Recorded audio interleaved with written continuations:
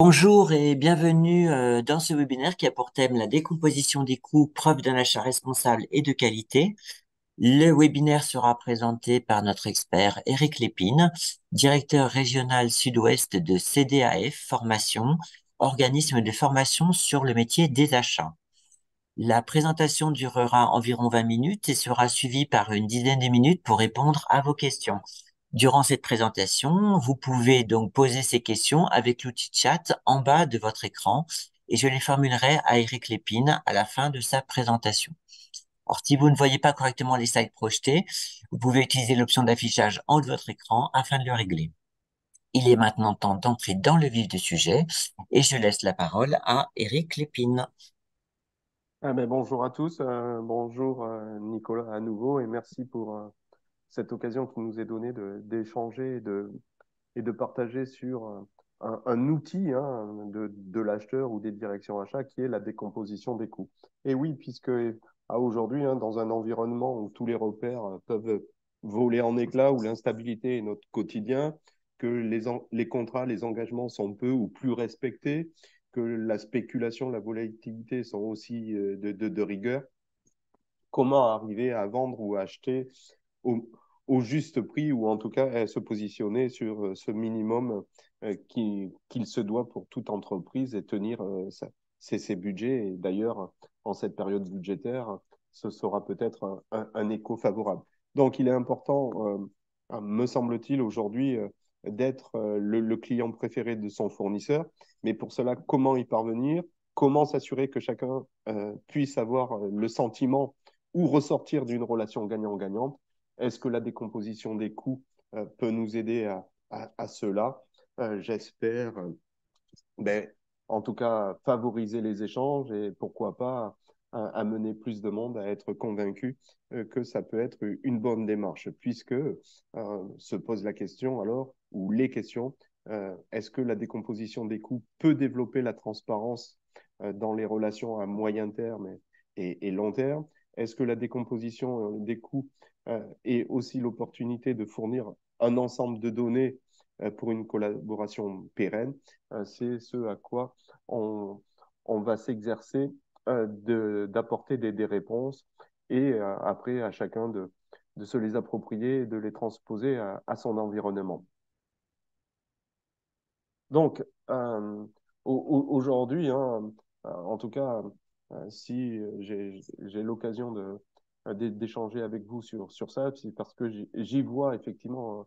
des raisons et clés essentielles de favoriser cette décomposition de coûts et je voudrais relayer ces messages en disant que à aujourd'hui, effectivement, euh, un des premiers point identifié, c'est que la décomposition des coûts permet une certaine transparence, une certaine démarche de travail à livre ouvert dans la relation client et fournisseur, et donc un levier, me semble-t-il, pour bien définir le cadre de la relation dans laquelle on, on collabore ou on a le souhait de collaborer dans le futur, puisque qui dit décomposition de coûts permet aussi d'avoir potentiellement un coup d'avance sur la contractualisation et sur une clause qui pourrait s'appeler euh, révision des prix euh, et formalisation effectivement des prix avec, c'est en écho de ce que je disais, c'est que les contrats peuvent être amenés à être dissous ou non respectés au vu de situations ponctuelles imprévues. Mais si on est dans cette idée que on fait en sorte d'être le client préféré de son fournisseur et que l'on construit sur du long terme, généralement, on peut espérer que un contrat bien construit et équilibré, ce que nous demande par ailleurs le Code civil, servira à ne pas se voir déchirer les contrats et la décomposition de coûts peut être un élément sur ce point-là. Donc, et les raisons qui m'amènent à justifier cela, c'est aussi que au travers d'une décomposition de coûts détaillée, approfondie, c'est se donner la chance d'avoir une analyse fondée et claire sur les actions du fournisseur, sur la façon dont il procède et dans un dernier temps, bien entendu, quand les marchés le permettent aussi et que la mise en concurrence est possible, de pouvoir à la fois bien apprécier et évaluer les offres des fournisseurs et les comparer de la meilleure des façons. Donc, sur cette base-là, effectivement, ah, pardon, on est allé trop vite, euh, on peut retrouver plusieurs points qui sont ces enjeux liés à cette démarche de décomposition de coûts. C'est avant tout, effectivement, gagner la confiance dans la relation avec autrui. C'est aussi développer l'assurance que nous sommes sur un échange de données fiable et correcte entre les parties et qu'on a la volonté justement de tirer un système vers le haut, qu'on a le souhait de rentrer aussi dans une démarche d'achat responsable, hein, en ayant bien en compte toutes les hypothèses et les données d'entrée pour faire et pour prendre une décision la plus juste possible au vu de cette approche globale, hein, puisqu'une décomposition de coûts amène à se poser dans une démarche de coût global ou de TCO et de là, de se prémunir euh, de surprises, entre guillemets, d'avaries qui pourraient être liées à une mauvaise connaissance ou une mauvaise prise en compte d'un cahier des charges et pour lequel, une fois que le fournisseur a été sourcé sur la base des éléments qui lui avaient été fournis en amont, on puisse découvrir quelques semaines ou quelques mois après que malheureusement le cahier des charges n'avait pas été compris dans sa totalité et que certes une étape ou une action n'a pas été pris en compte dans le chiffrage, dans la partie budgétaire, et que l'on se retrouve face à un point de blocage rapidement sur quid de la réévaluation de la prestation ou de l'objet ou de l'investissement que l'on doit faire. Donc, la décomposition de coûts au vu de la maturité que l'on peut se donner dans le modèle ou les modèles que l'on est conduit à penser, à construire au fil des mois et des années et justement de cette maturité que l'on va acquérir et pour lequel on va étoffer effectivement lors d'audits fournisseurs, lors de rencontres, lors de visites, de salons où à chaque instant, il y a justement cette chance de collecter de la donnée hein, et de la consolider, c'est de se dire qu'effectivement, on prend bien en compte toutes les données et que c'est une bonne garantie. Donc, tout cela, effectivement, doit amener à pouvoir stabiliser les effectifs et les environnements. Et dans ce cadre-là, d'être dans cette logique d'avoir une sélection robuste et pérenne de l'intervenant ou des intervenants qui ont été identifiés sur tel ou tel projet. Et puis, bien entendu, au vu de la qualité du dialogue et de l'échange que l'on peut avoir avec ses interlocuteurs, conduire à ramener à la raison son interlocuteur sur des hypothèses, sur des valeurs affichées qui peuvent être parfois décorrélées de la réalité ou carrément sortir du cadre.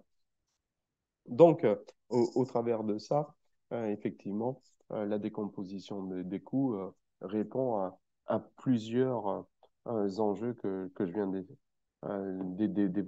d'évoquer de par les réponses que ça apporte.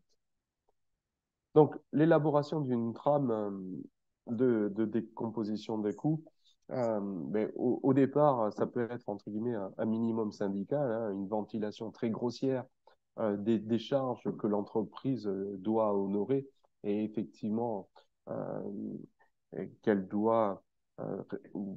maintenir à l'équilibre hein, pour à la fin de l'année ou en tout cas aux échéances définies avec la direction administrative et financière d'être au moins à zéro, voire générer des bénéfices pour continuer à investir. Et justement, la décomposition de coûts, élaborer une décomposition de coûts, c'est aussi avoir une transparence sur les marges, sur les résultats que l'entreprise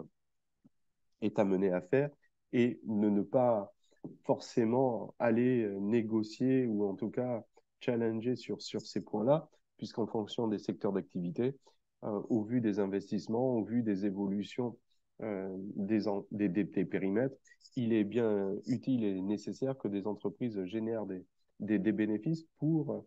continuer à progresser, à améliorer les systèmes, les conditions dans lesquelles les organisations évoluent. Donc, l'élaboration d'une décomposition de coûts, c'est avant tout obtenir de l'information et de l'information de qualité qui va, dans la mesure du possible, se détailler euh, à un point très fin, très microscopique, puisque dans ce cadre-là, on aura bien toutes les données et que là aussi, quelque part, une décomposition de coûts au point le plus haut, de façon très macro, peut se lire dans un compte de résultats avec la partie charge d'exploitation dans lequel les ressources utilisées en termes d'achat ou de prestataires sont identifiées, la masse salariale identifiée, et que nous pouvons déjà avoir des prémices de cette ventilation si nous sommes sur des objets tangibles, de connaître la part matière première en pourcentage et la part main-d'œuvre dans les grandes lignes. Donc, à tout moment, et là aussi, euh, la, la, euh,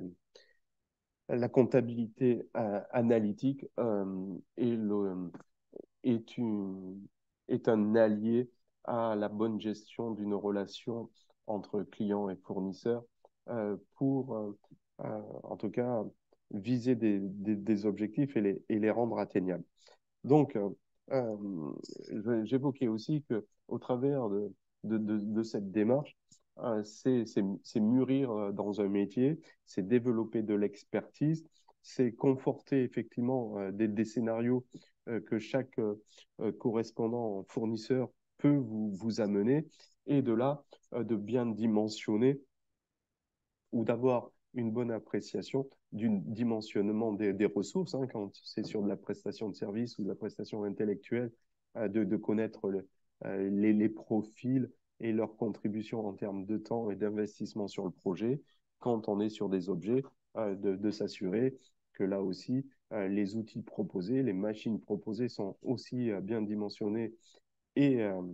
et bien identifiées, et qu'à aucun moment on nous propose un ingénieur pour un développeur ou un programmateur, où on est dans cette logique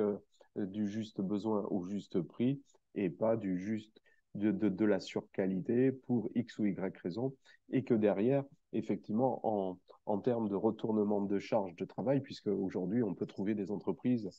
qui mettent à disposition des moyens surdimensionnés, des presses de 300 tonnes, alors que la pièce peut largement être faite sur une presse de 200 tonnes. Et demain, quand le marché se retourne et que la machine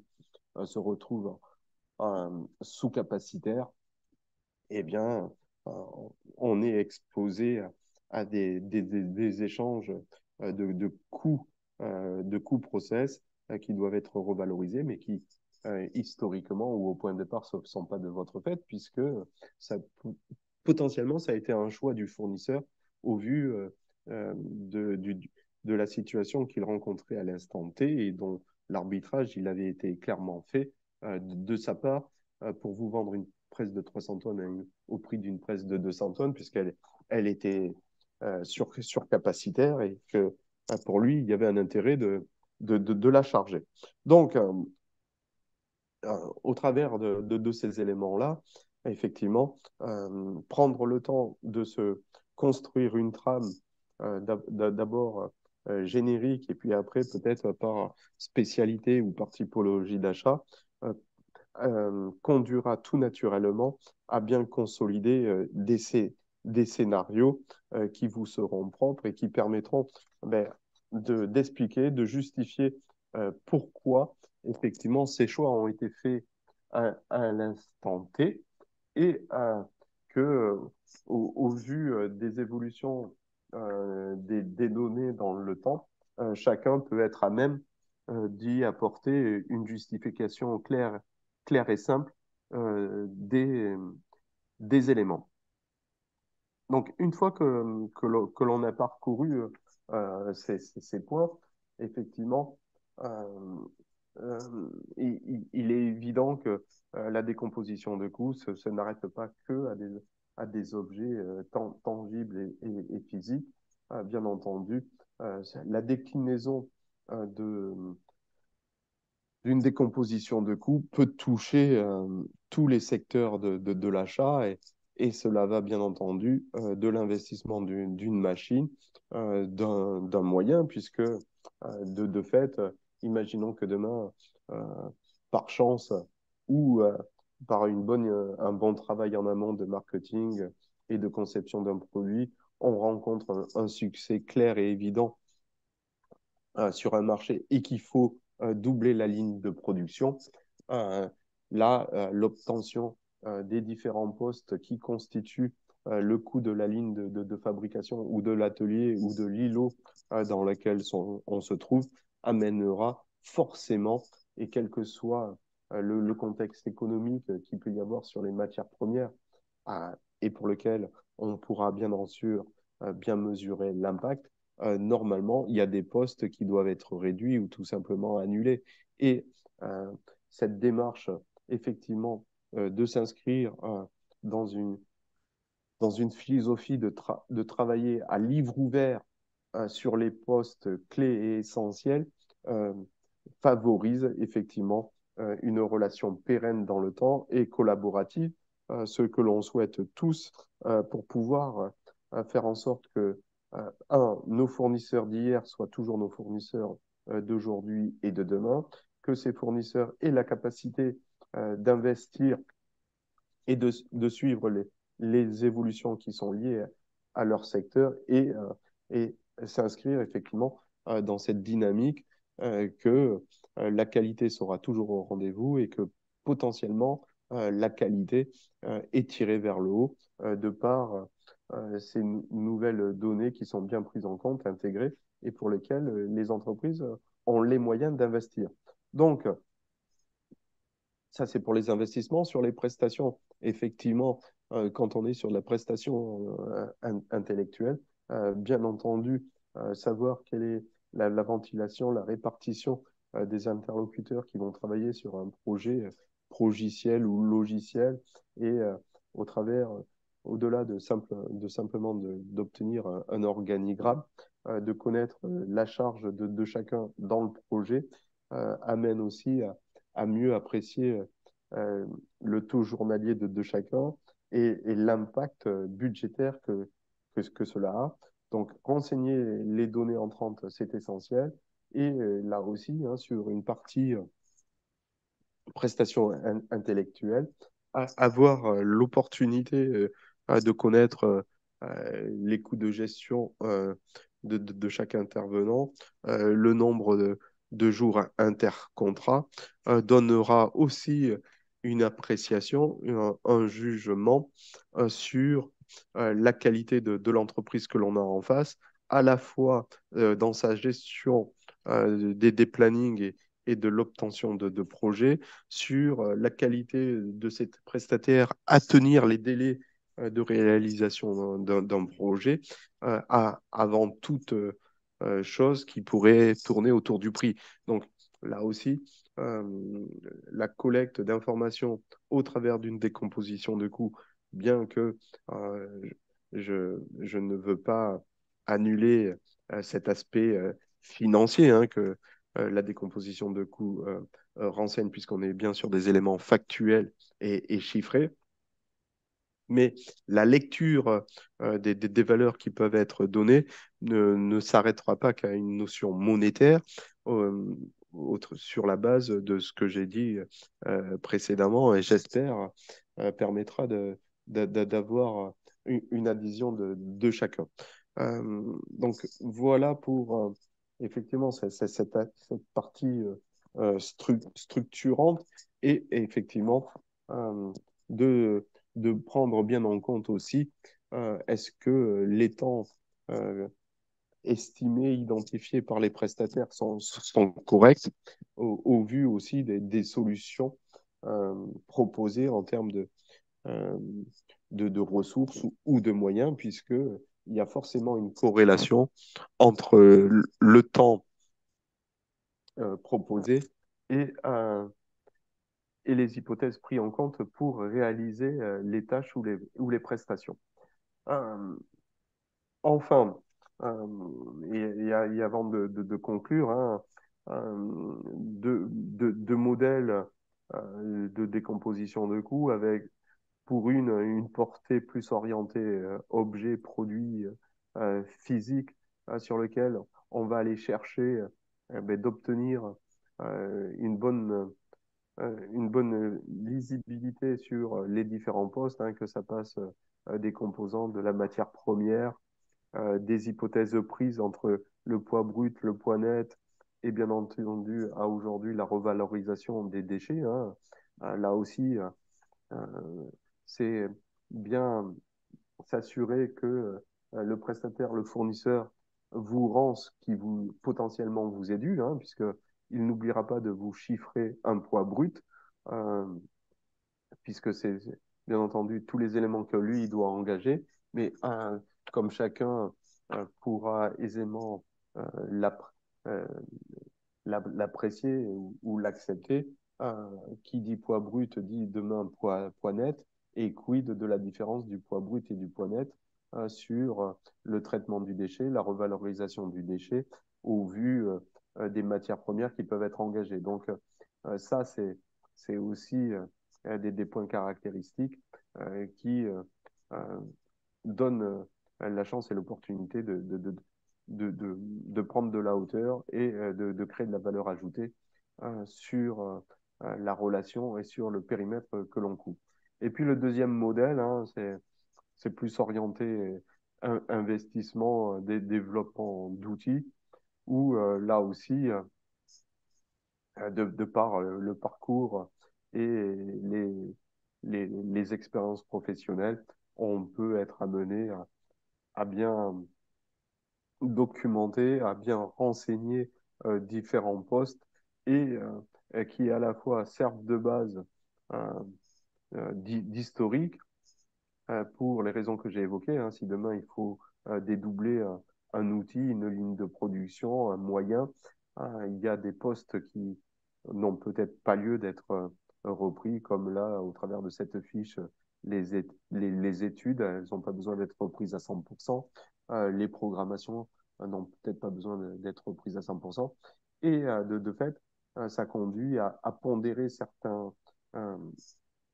éléments et à trouver une relation,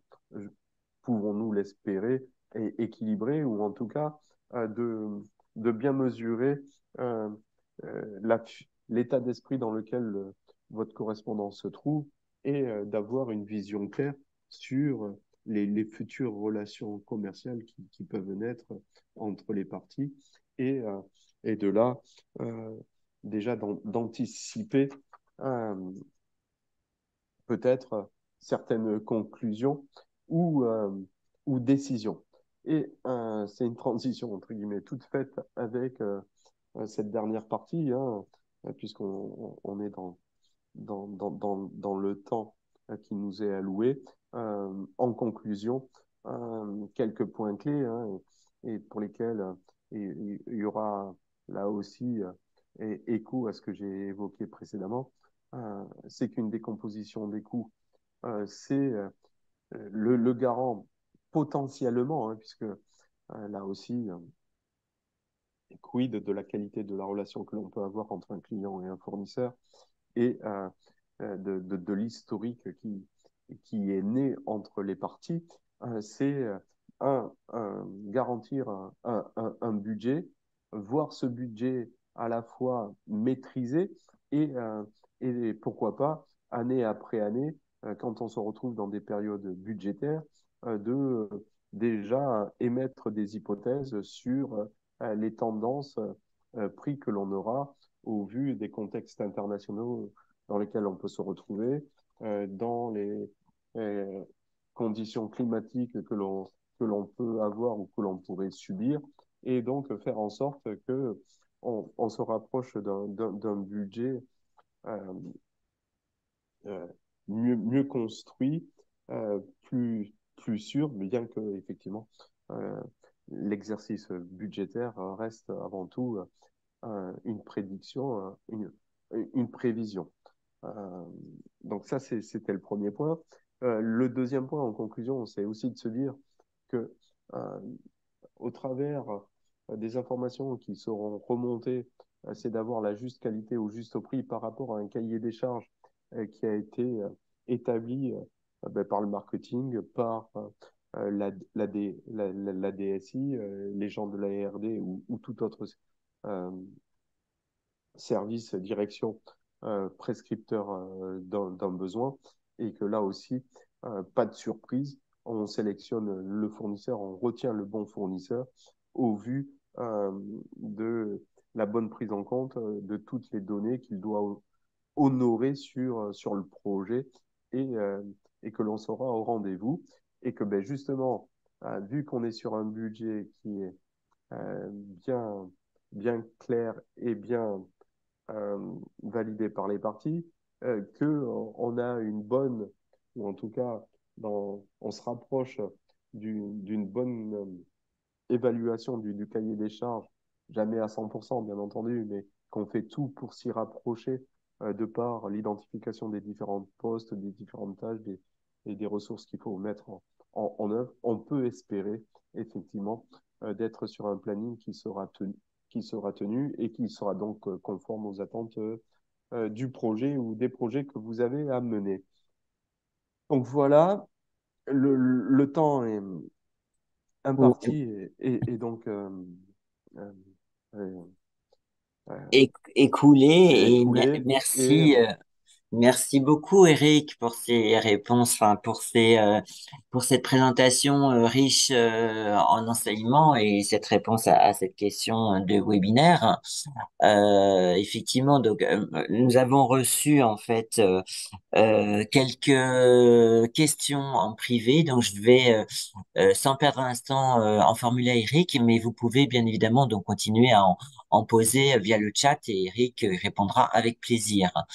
Alors, la première question que j'ai reçue, c'est sur quelle typologie d'achat recommanderiez-vous d'avoir une démarche de décomposition de coûts? ben merci pour cette question et pour laquelle je reviendrai là aussi sur des fondamentaux, hein. La décomposition des coûts doit être d'abord mis en œuvre sur des achats dits stratégiques ou lourds, puisque l'enjeu financier est conséquent et que tout pourcentage ou toute évolution liée à cette partie monétaire aura forcément euh, des conséquences positives euh, si on est dans une démarche de marché baissier ou aura des conséquences négatives si on est sur un marché haussier et donc de trouver quelque part la juste valeur. Et donc, moi, je mettrais en priorité les achats stratégiques et les achats lourds ou les achats leviers, comme on peut trouver dans la matrice de Krajcik, pour être dans cette action-là, quoi. Très bien, merci Eric.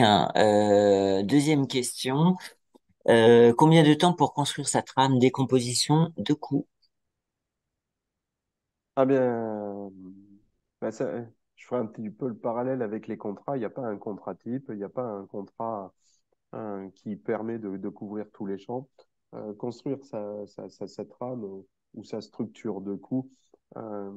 peut, en fonction des technologies, en fonction de, de la disponibilité des informations, hein, par les différentes sources que l'on pourrait identifier, hein, audits fournisseurs, conférences, salons, et ainsi de suite, et aussi par les abacs qui peuvent être mis à disposition.